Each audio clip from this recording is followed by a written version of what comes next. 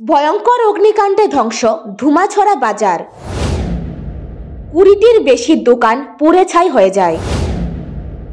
বিধ্বংসী অগ্নিকাণ্ডে লংতরাই ভ্যালি মহকুমার ধুমাছড়া বাজারের 20টির বেশি দোকান ভস্মীভূত হয়ে যায়। ঘটনা বুধবার গভীর রাতে। বাজার এলাকার জনগণ ভোরে দেখতে পায় বাজারের একটি দোকানে আগুন জ্বলছে। সাথে সাথে খবর দেয় মনু দমকল অফিসে।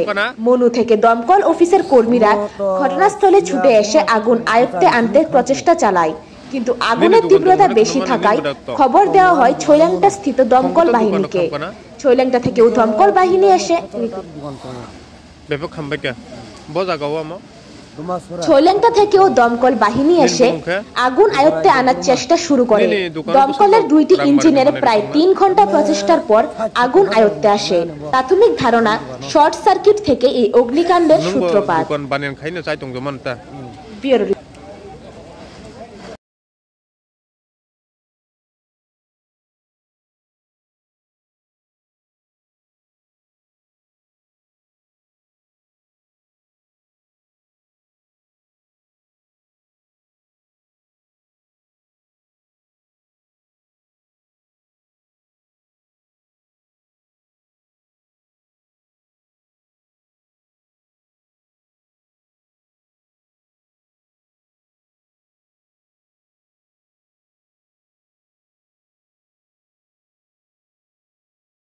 রিপোর্ট জনদর্পণ।